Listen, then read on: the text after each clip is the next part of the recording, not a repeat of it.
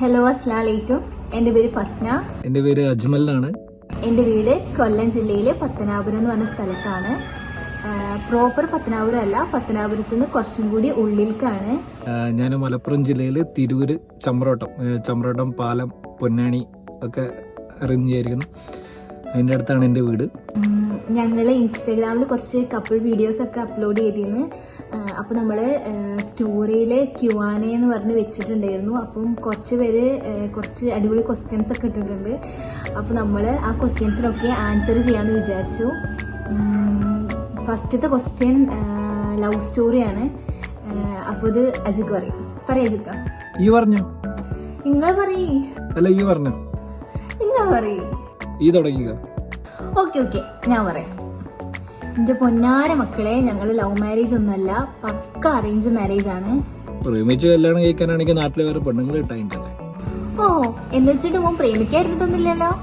അതെ, നമ്മള് വിഷയത്തിൽ നിന്നും തെന്നി മാറുന്നു. ഞങ്ങളെ പക്ക അറേഞ്ച് മാരേജ് ആണ്. ഞാൻ പഠിച്ചത് അജുക്കേന്റെ വീടിന്റെ ഒരു 10 കിലോമീറ്റർ ഡിഫറൻസിൽ ആണ്. അപ്പോൾ എൻ്റെ ഇപ്പാന്റെ ഫ്രണ്ട് അജുക്കേന്റെ റിലേറ്റീവ്സ് ആയിരുന്നു. അങ്ങനെ ത്രൂ വന്ന പ്രപ്പോസലാണ്.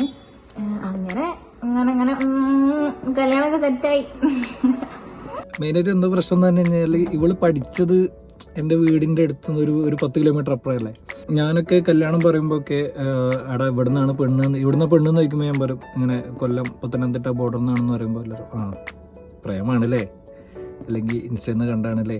ഇപ്പം അവളെ സൈഡിൽ നിന്ന് എടുക്കുകയെന്നുണ്ടെങ്കിൽ കല്യാണം പറയുമ്പോൾ അവളോട് ആൾക്കാർ പറയണത് ഈ കോളേജിൽ പോയിട്ട് അവിടുന്ന് കണ്ട് ഇഷ്ടമായതാണല്ലേ. ഞാനാണെങ്കിൽ പണ്ടാരത്തിനെ കണ്ടിട്ടേ ഇല്ല. അപ്പോൾ പക്ക അറേഞ്ച്ഡ് ആണ്. പ്രപ്പോസൽ എസ് പറയാനുണ്ടായ റീസൺ എന്താണെന്ന് ചോദിച്ചിട്ടുണ്ട്. പ്രപ്പോസൽ വരുന്ന ടൈമിൽ നമ്മൾ എന്തായാലും ഇൻസ്റ്റാഗ്രാമിൽ പോയി സെർച്ച് ചെയ്ത് നോക്കും. അപ്പോൾ ഞാനും പോയി സെർച്ച് ചെയ്ത് നോക്കി. അപ്പോൾ പ്രൊഫൈലൊക്കെ കണ്ടപ്പോൾ എന്താ കുറേ പോസ്റ്റ്, എന്തോ വേൾഡ് റെക്കോർഡ് കിട്ടിയതിൻ്റെ ഒക്കെ ഫോട്ടോസ്, പിന്നെ മോഹൻലാൽ വിളിച്ച വോയിസ് ക്ലിപ്പ്, അതൊക്കെ കേട്ടപ്പോൾ ഞാൻ റബ്ബേ എന്തോ വലിയ പുള്ളിയാന്ന് തോന്നണേ. അങ്ങനെയൊക്കെ തോന്നി. കുറേ പോസ്റ്റൊക്കെ ഉണ്ടായിരുന്നു. അങ്ങനെ പിന്നെ എഴുതിയതൊക്കെ സ്റ്റോറീസൊക്കെ എഴുതിയിട്ട് എനിക്കാണെങ്കിൽ തീരെ വായനാശീലം ഇല്ല. അതുകൊണ്ട് കുത്തിരുന്ന് വായിക്കാമെന്ന് ഞാൻ നിന്നില്ല. ഞാനിങ്ങനെ ഹൈലൈറ്റ് ഒക്കെ അങ്ങനെ നോക്കി, പോസ്റ്റൊക്കെ നോക്കി. അങ്ങനെ എനിക്ക് തോന്നി വലിയ പുള്ളിയാന്ന് തോന്നണേ. അങ്ങനെ വിചാരിച്ച് പിന്നെ ഓക്കെ പറഞ്ഞേ.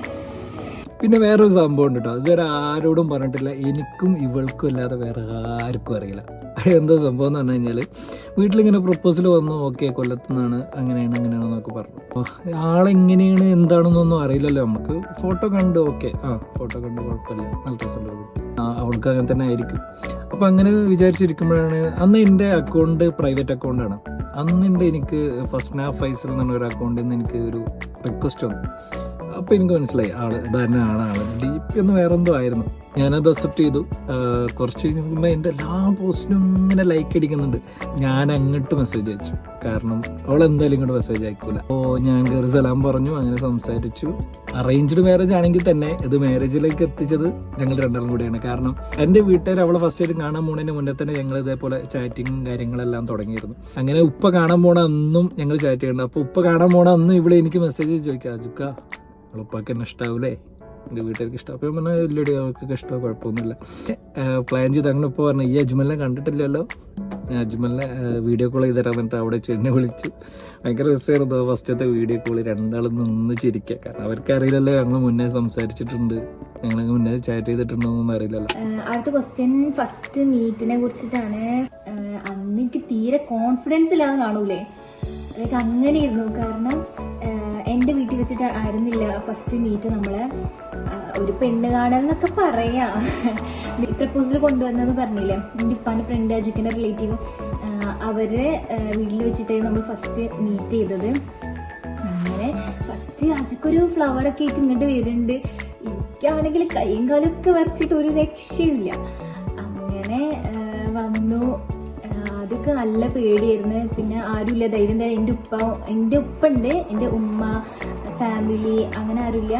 പക്ഷെ എൻ്റെ ഉപ്പാൻ്റെ ഫ്രണ്ട് ഞാൻ പറഞ്ഞില്ലേ ആ വീട്ടില്, അവരായിട്ടൊക്കെ നല്ല ക്ലോസ് ആണ്. എനിക്ക് ചെറുപ്പം തൊട്ടേ അറിയാം, നല്ല ക്ലോസ് ആയിട്ടുള്ള ഫാമിലിയാണ്. എന്നാലും നമ്മുടെ സ്വന്തം ഉമ്മ, കുടുംബക്കാരൊന്നും ഇല്ലാണ്ടിരിക്കുമ്പോൾ നമുക്കൊരു പേടി ഉണ്ടാവൂലേ, അങ്ങനെ പേടി ഉണ്ടായിരുന്നു. പക്ഷെ എൻ്റെ ഉപ്പ ഉണ്ടായിരുന്നു. പിന്നെ അങ്ങനെ ഫസ്റ്റ് കണ്ടു. ആദ്യം നല്ല പേടിയായിരുന്നു, പിന്നെ എന്നെ ഇഷ്ടാവോ അങ്ങനത്തെ ടെൻഷനൊക്കെ ഉണ്ടായിരുന്നു. പിന്നെ കുറച്ച് നമ്മൾ കണ്ട് സംസാരിച്ച്, പിന്നെ കുറച്ച് കഴിഞ്ഞപ്പോൾ ചിരിയും കളിയൊക്കെ ആയി. അങ്ങനെ പിന്നെ അങ്ങനെ കണ്ട്. അതായിരുന്നു എൻ്റെ ഫസ്റ്റ് മീറ്റ് എക്സ്പീരിയൻസ്. ഫസ്റ്റത്തെ മീറ്റ് എന്ന് പറഞ്ഞാൽ ഭയങ്കര കോമഡിയാണ്. അതായത് അവൾ ഉപ്പ എന്നെ കണ്ടിട്ടില്ല, അവളെ ഫാമിലിത്തെ ഒരാളും എന്നെ കണ്ടിട്ടില്ല. അപ്പോൾ അവൾ ഉപ്പ ഇങ്ങനെ പറഞ്ഞിട്ടുണ്ടായിരുന്നു, എനിക്ക് എന്തായാലും കാണണ്ടേ, നിൽക്കുക അതിൻ്റെ അന്ന് അല്ലാതെ അതിൻ്റെ മുന്നിൽ കാണണ്ടേ എന്ന് പറഞ്ഞു. അങ്ങനെ ഞാനും അവളെ ഉപ്പയും കൂടി പ്ലാൻ ചെയ്തിട്ട് എൻ്റെ സെയിം ഫ്ലൈറ്റ് ഇറങ്ങുന്ന അതേ ടൈമിൽ തന്നെ അവളെ ഉപ്പ ഫ്ലൈറ്റ് കോഴിക്കോട്, അവർക്ക് ശരിക്ക് തിരുവനന്തപുരം എയർപോർട്ടാണ് എടുത്ത്. അവളുപ്പ എന്ത് ചെയ്തു, ഞാൻ വരുന്ന ദിവസം തന്നെ അവളുപ്പ ടിക്കറ്റ് എടുത്തു കോഴിക്കോട്ടേക്ക്. അപ്പോൾ അവളെ കാണാൻ പോകണം. അതായത് എൻ്റെ ഉപ്പാടെ മൂത്തപ്പനെ വീട്ടിൽ വെച്ചിട്ടാണ് മീറ്റിങ്. ആദ്യമായിട്ടാണ് ഒരു പെണ്ണ് കാണലിന്, ജീവിതത്തിൽ ഫസ്റ്റ് പെണ്ണ് കാണാൻ പോവുക. അപ്പോൾ എന്നിട്ട് നല്ല ക്ലോസ് ആയിട്ടുള്ള ഉപ്പായുടെ ഒരു അനിയുണ്ട്, 2 മക്കളുണ്ട്. എളപ്പന്നിട്ട് ഭയങ്കര ക്ലോസാണ്. ഞാൻ പറഞ്ഞു എളപ്പം നിങ്ങൾ പോ. മുപ്പരുണ്ടപ്പോൾ നമുക്കൊരു ധൈര്യമാണ്, അത് ഫുള്ള് കൗണ്ടർ അടിച്ചിട്ട് തമാശ പറഞ്ഞിട്ടൊക്കെ. അപ്പോൾ വീട്ടിലേക്ക് പോകുമ്പോഴേ ഞാനിങ്ങനെ എളപ്പനോട് പറയണത്, എളപ്പ പോണോ, നമുക്ക് വണ്ടി കേടന്നെന്ന് പറഞ്ഞാലോ. കാറിന്ന് എളാപ്പ ഇറങ്ങി, ഞാനിങ്ങനെ ഇറങ്ങാൻ മടിച്ചിട്ട് ഇങ്ങനെ അവിടെ ഇങ്ങനെ നിൽക്കുക.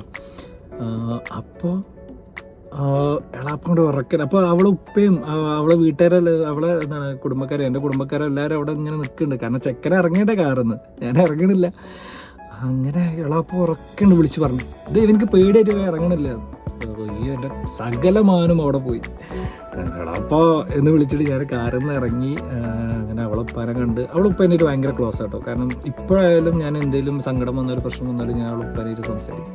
ഭയങ്കര ക്ലോസ് ആണ്, ഭയങ്കര നമ്മളെ വൈബിനൊത്ത് നമ്മളെ ഒരു ഏജിലുള്ള ആളെന്ന് തോന്നിപ്പോണ തരത്തിലുള്ള ഉപ്പ. ഞാൻ ഉപ്പാനെ കണ്ട പാട് കെട്ടിപ്പിടിച്ചു. അവളെ ഉപ്പാനെ കെട്ടിപ്പിടിച്ച പാടിന് അവളിപ്പോൾ എന്നോട് പറഞ്ഞ കാര്യം, എടാ നിന്റെ നെഞ്ചിടിക്കണത് എനിക്കിവിടെ കേൾക്കാണ്ടല്ലോ എന്ന് പറഞ്ഞു. അവിടെ ഫുള്ള് ചിരിയും കളിയും കാര്യങ്ങളൊക്കെ ആയി. അപ്പോൾ തന്നെ അവളിപ്പോൾ പറഞ്ഞു ഫസ്റ്റിനുള്ളിലുണ്ട്, പോയി കണ്ടോന്ന് പറഞ്ഞു. എനിക്കാണെങ്കിൽ പേടിച്ച്, നമ്മൾ ഓക്കെ മുന്നേ സംസാരിച്ചിട്ടുണ്ട്, വീഡിയോ കോൾ ചെയ്തിട്ടുണ്ട്. പക്ഷെ എന്താ പറയുക, ഭയങ്കര പേടിയായിരുന്നു. ഫസ്റ്റ് ആയിട്ട് കാണുമ്പോൾ എന്നെ ഇഷ്ടാവോ ഒന്നും അറിയില്ലല്ലോ. അങ്ങനെ അവളെ കണ്ടിട്ട് ഞാനൊരു ബൊക്ക ഉണ്ടായിരുന്നു, അത് കൊടുക്കുമ്പോൾ അവളെ കൈ ഇങ്ങനെ വിറക്കണത് ഇങ്ങനെ. അപ്പം ഞാൻ ഓരോ തമാശയൊക്കെ പറഞ്ഞിട്ട് അവളെ ഓക്കെ ആക്കി കണ്ട്. പിന്നെ ചിരിയും കളിയും തമാശയും സെറ്റായി. ഇത്രയും റിലേറ്റബിൾ കണ്ടന്റ്സ് എവിടെ നിന്നാണ് കിട്ടണത് എന്ന് ചോദിച്ചിട്ടുണ്ട്. ഓൾമോസ്റ്റ് എല്ലാ കണ്ടന്റും വരുന്നത് അജുക്കൻ്റെ സൈഡിൽ നിന്നാണ്. ഞാനങ്ങനെ കണ്ടന്റ് ഉണ്ടാക്കാനൊന്നും ഭയങ്കര ചാലഞ്ചുള്ള ആളൊന്നുമല്ല. പക്ഷെ അജുക്ക ഭയങ്കര എല്ലാ കണ്ടന്റും, ഓൾമോസ്റ്റ് എല്ലാതും അജുക്ക തന്നെയാണ് കണ്ടന്റൊക്കെ കണ്ടുപിടിക്കണേ. പിന്നെ കണ്ടന്റ് വരുന്ന വഴി എന്ന് പറഞ്ഞു കഴിഞ്ഞാൽ ഞാനും അജുക്ക എന്തെങ്കിലും പറഞ്ഞ് തല്ലുണ്ടാക്കുന്നതിൻ്റെ ഇടയിലായിരിക്കും എന്നോട് കിട്ടും, പക്ഷെ നമുക്ക് കണ്ടന്റ് ആക്കിയാലോ. അപ്പോൾ ഞാൻ ഇതൊക്കെയാണ്, ഇത് രസമുണ്ട്. അങ്ങനെയാണ് നമ്മളെ കുറേ കണ്ടന്റ്സ് ഒക്കെ, റിലേറ്റബിൾ കണ്ടന്റ്സ് ഒക്കെ വരുന്നത്. അങ്ങനെ പിന്നെ നമ്മളത് പ്ലാൻ ചെയ്ത് എങ്ങനെ നമ്മൾ സ്ക്രിപ്റ്റ് എന്നൊന്നും പറയാൻ പറ്റൂല, നമ്മളിങ്ങനെ പറയും ഇങ്ങനെ ചെയ്യാം അങ്ങനെ പറഞ്ഞ് ടൈമിംഗ് ഒക്കെ സെറ്റ് ചെയ്ത് അങ്ങനെയാണ് നമ്മൾ വീഡിയോസൊക്കെ ചെയ്യല്. ഇങ്ങനെ വീഡിയോ ചെയ്യണമെന്ന് തോന്നിയത് എപ്പോഴാന്ന് ചോദിച്ചിട്ടുണ്ടായിരുന്നു. ഞാൻ ഫസ്റ്റ് ടൈം കല്യാണം കഴിഞ്ഞിട്ട് ഫസ്റ്റ് ടൈം അവളെ വീട്ടിൽ പോയപ്പോൾ, അവളെ വീട്ടിൽ പോയി വൈകിട്ട് അവിടെ എത്തി. അന്ന് അവിടെ സ്റ്റേ ചെയ്തു. രാവിലെ എണീറ്റിട്ട് ഫസ്റ്റ് എന്നോടൊന്ന് ചോദിച്ചു, ചിപ്സ് വേണമെന്ന് ചോദിച്ചു. ഞാൻ പറഞ്ഞാൽ എനിക്ക് ചിപ്സ് ഭയങ്കര ഇഷ്ടം, ചിപ്സ് വേണമെന്ന് പറഞ്ഞു. ഞാനവിടെ ചിപ്സ് കൊടുന്നു. അവരെ ഞാനും അവൾ എൻ്റെ ഓപ്പോസിറ്റ് ഇരിക്കണേ, ഞാനിങ്ങനെ കഴിക്കുന്നുണ്ട്.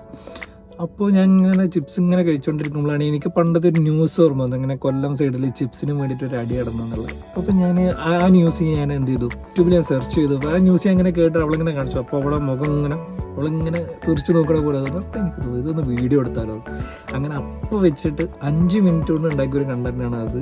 അതിപ്പോൾ ഏകദേശം 2 മില്യൻ്റെ അടുത്തോളം വ്യൂസ് ആയി. അതാണ് ഫസ്റ്റ് വീഡിയോ. അതൊന്ന് വൈറലായപ്പോൾ ഞങ്ങൾ രണ്ടാളും അത് ആസ്വദിച്ച്. കാരണം ഇങ്ങനെ വീഡിയോ ചെയ്യാം, എനിക്ക് ആക്ട് ചെയ്യാൻ ഇഷ്ടമാണ്, അവൾക്ക് ആക്ട് ചെയ്യാൻ ഇഷ്ടമാണ്. അപ്പോൾ പിന്നെ ഇങ്ങനെ രണ്ടാമതൊരു വീഡിയോ അതേപോലെ ഞങ്ങൾ വയനാട് പോയപ്പോൾ അതും ഏകദേശം 2 മില്യണോ. അപ്പോൾ ചെയ്യുന്ന വീഡിയോസൊക്കെ മില്യൺസ് വരുന്നുണ്ട്, നല്ല വ്യൂസ് വരുന്നുണ്ട്, എല്ലാവരും നല്ല റെസ്പോൺസ്, ഫ്രണ്ട്സ് ആയാലും വീട്ടുകാരായാലും എല്ലാവരും സ്റ്റാറ്റസ് വെക്കലും സ്റ്റോറി വെക്കലൊക്കെ ആയപ്പോൾ ഞങ്ങൾക്കൊരു കോൺഫിഡൻസ് ആയി. ചെയ്തുകൊണ്ട് ഇങ്ങനെ വന്നുകൊണ്ടിരുന്നപ്പോഴാണ് എൻ്റെ ലീവ് കഴിഞ്ഞു, എനിക്ക് തിരിച്ചു വരാനായി. അപ്പോൾ ഇനി എന്ത് ചെയ്യും എന്ന് ഇങ്ങനെ ആലോചിച്ച് നിൽക്കുന്ന ടൈമിലാണ് ഇങ്ങനെ ഒരു വീഡിയോ കോൾ തീം ആയാലോ. കാരണം ഒട്ടുമിക്ക ഒരു 50% റിലേഷൻസും ലോങ് ഡിസ്റ്റൻസ് ആണ് നമ്മളെ ഇടയിൽ, ഇപ്പോൾ ഗൾഫിലായാലും അല്ലെങ്കിൽ വേറെ പല രീതിയിലായാലും. അപ്പോൾ അവർക്കെല്ലാവർക്കും റിലേറ്റ് ചെയ്യാൻ പറ്റും എന്നുള്ളതുകൊണ്ടാണ് ഇങ്ങനെ ചെയ്തത്. പിന്നിൽ ഒരുപാട് മെനക്കെടുണ്ട്. കാരണം പ്രത്യേകിച്ച് ഓൺ വോയിസ് ആകുമ്പോൾ രണ്ടുപേരെയും, അതായത് അവളെ ഡയലോഗ് കഴിഞ്ഞ് എൻ്റെ ഡയലോഗ് വരണം, അല്ലെങ്കിൽ എൻ്റെ ഡയലോഗ് കഴിഞ്ഞ് കഴിഞ്ഞാൽ അവളെ ഡയലോഗ് വരണം. അപ്പോൾ ഇത് രണ്ടും കൂടി മാച്ച് ആയി വന്നിട്ടില്ലെങ്കിൽ ഭയങ്കര ബോറായിരിക്കും. അപ്പോൾ അതൊക്കെ ശ്രദ്ധിക്കണം. അപ്പോൾ ഞാൻ പറഞ്ഞു കൊടുക്കുക, അല്ലെങ്കിൽ അവളെ എനിക്ക് പറഞ്ഞുതരാം, ഇത്ര സെക്കൻഡ് കഴിഞ്ഞാലാണ് നിങ്ങളെ വീഡിയോ ഓണാക്കി, ഇത്ര സെക്കൻഡ് കഴിഞ്ഞിട്ടാണ് നിങ്ങളെ പോഷൻ വരുന്നത് എന്നൊക്കെ പറയാം. അങ്ങനെയൊക്കെ ഭയങ്കര മെനക്കെടാണ് ഇതിൻ്റെ ഇടയിൽ. പിന്നെ വീഡിയോ ചെയ്യാനുള്ള ഇൻസ്പിറേഷൻ ചോദിച്ചത്, എൻ്റെ ഇൻസ്പിറേഷൻ അവൾ തന്നെയാണ്. കാരണം ഒരു പോയിന്റിൽ ഞാൻ ഇപ്പോഴും മുന്നോട്ട് പോകുന്നത്, അല്ലെങ്കിൽ ഇപ്പോഴും വീഡിയോ ചെയ്യുന്നത് ആ ഒറ്റ പോയിന്റില്ല. അവൾ എന്നോട് പറഞ്ഞു കാരണം അജിക്ക, ചിലപ്പോൾ നമ്മൾ ഇതുകൊണ്ട് രക്ഷപ്പെട്ടാലോ, നമ്മൾ ഇതുകൊണ്ട് നമ്മളെല്ലാ പ്രശ്നങ്ങളും തീർന്നാലോ, നമ്മളിതുകൊണ്ട് രക്ഷപ്പെട്ടാലോ എന്നുള്ളൊരു ചോദ്യം അവൾ പറഞ്ഞു. ആ ഒരു വാക്കിൻ്റെ ഒറ്റ ബലത്തിൻ്റെ പേരിലാണ് ഇപ്പോഴും നമ്മൾ വീഡിയോ ചെയ്യുന്നത്. ഈ വീഡിയോ എടുക്കാനുള്ള ഇൻസ്പിറേഷൻ അജിക്ക തന്നെയാണ്. കാരണം ഒരു കണ്ടന്റ് ഉണ്ടാക്കി അത് ഇങ്ങനെ ചെയ്യണം, ഇങ്ങനെ ഫുൾ ടൈമിങ്, ഫുൾ സപ്പോർട്ട്, നിന്നെക്കൊണ്ട് പറ്റും. മറ്റേ ഒരു ഫിലിമിലുണ്ടല്ലോ, നിന്നെക്കൊണ്ട് പറ്റൂടാ, നിന്നെക്കൊണ്ട് അല്ലെങ്കിൽ പിന്നെ ആരെയും കൊണ്ടാ പറ്റുക, അങ്ങനെയൊക്കെയുള്ള ഒരു സപ്പോർട്ടില്ല. അപ്പോൾ സാധനമാണ് ഫുള്ള് നിന്നെക്കൊണ്ടേ പറ്റുള്ളൂ ഫസ്റ്റീന്നൊക്കെ ഫുള്ള് സപ്പോർട്ടാണ്.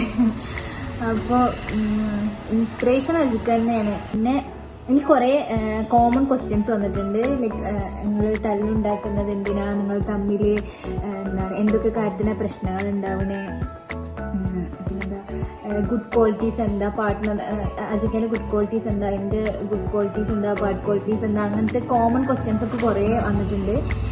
അതൊക്കെ നമുക്കിനി സെക്കൻഡ് പാർട്ടായിട്ട് ചെയ്യാം. അതൊക്കെ നല്ല ഇപ്പോൾ തന്നെ വീഡിയോ അത്യാവശ്യം ലെങ്ത് ആയിക്കണേ. അപ്പം നിങ്ങൾ എൻ്റെ മുഖവും അജിക്കൻ്റെ മുഖം ഇങ്ങനെ കണ്ടിട്ട് ബോറടിക്കണ്ട. നമുക്ക് സെക്കൻഡ് പാർട്ടായിട്ട് ചെയ്യാം.